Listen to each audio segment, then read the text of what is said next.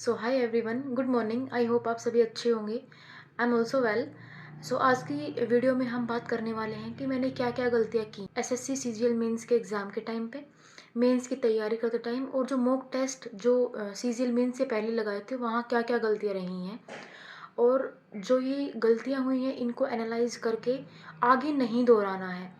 I hope आपने भी अपनी गलतियाँ एनालाइज कर ली होंगी, क्या क्या मिस्टेक्स रह गई हैं, क्या क्या कमियाँ रह गई हैं एग्ज़ाम के टाइम पे, तैयारी के टाइम पे, और आगे हम अपने आप को बेटर कैसे बना सकते हैं, आने वाले एग्ज़ाम्स में अच्छा कैसे कर सकते हैं।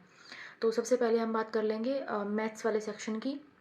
मैथ्स वाला सेक्शन को हालांकि मैंने सबसे ज़्यादा टाइम दिया था अपने प्रिपरेशन के टाइम पे, लेकिन वहाँ गलती क्या रह गई। सबसे मेन पॉइंट तो ये है कि मैंने तैयारी के टाइम पे अर्थमेटिक और एडवांस को टाइम तो दोनों को इक्वल दिया था, लेकिन प्रैक्टिस के टाइम पे एडवांस को कम टाइम दिया था, अर्थमेटिक को ज़्यादा दिया था। और दूसरी चीज़ ये कि जब मैंने मॉक टेस्ट लगाए तो एनालाइज भी किया, लेकिन ये ध्यान नहीं दिया कि सबसे ज़्यादा टाइम मुझे मैथ्स को सोल्व करने में ही लग रहा है, और वो टाइम मैनेजमेंट की एक प्रॉब्लम बन सकती है एग्ज़ाम के टाइम पे। एक्चुअली यही हुआ एग्ज़ाम के टाइम पे भी यही हुआ। जो मैथ्स और रीजनिंग वाला सेक्शन था, रीजनिंग तो मैंने जल्दी कंप्लीट कर ली थी, 17 to 18 मिनट्स में कंप्लीट कर ली थी।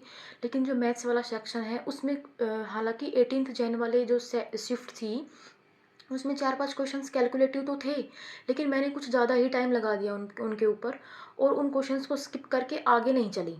तो उस वजह से टाइम भी ख़राब हुआ और वो क्वेश्चंस सोल्व भी नहीं हो पाए। कम से कम 6 से 7 क्वेश्चंस मेरे छूट गए थे मैथ्स में। उस वजह से इस वाले सेक्शन में मेरा कम स्कोर रहा है। ठीक है।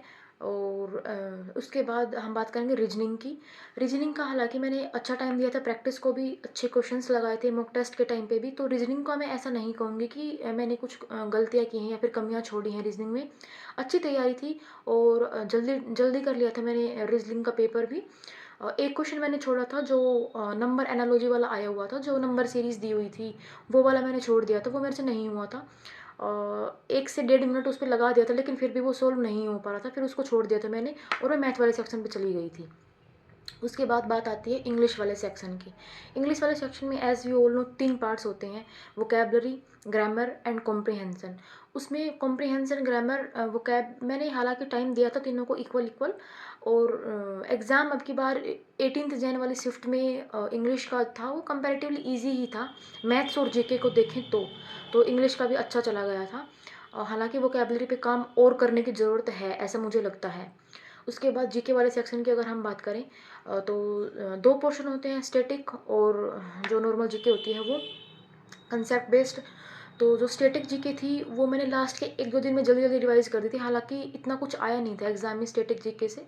स्टेटमेंट बेस्ड क्वेश्चंस थे अब की बार। तो जीके में एक बात मैं ज़रूर कहूँगी कि करंट अफेयर्स को इग्नोर नहीं करना है। अब की बार मैंने बहुत सारे टीचर्स ने जो बताया हुआ था यूट्यूब पे कि करंट अफेयर्स ज़्यादा नहीं आते हैं मेंस के एग्ज़ाम में, तो करंट अफेयर्स को इतना टाइम मैंने नहीं दिया था। और करंट अफेयर्स आए थे 2020 के भी, 2023 के भी थे, और 24 के भी थे करंट अफेयर्स, तो उनको इग्नोर नहीं करना है जो मैंने किया।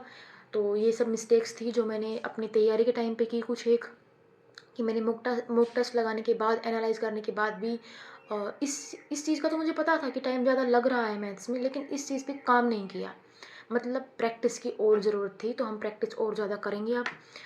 दूसरा, जो एग्ज़ाम के टाइम पे जो गलतियाँ हुई वो ये थी कि मैथ्स में टाइम मैनेज हो नहीं पाया था, 6 to 7 क्वेश्चन छूट गए थे टाइम की वजह से भी, और कुछ वो थोड़े से ट्विस्टी थे, थोड़े से टफर साइड थे।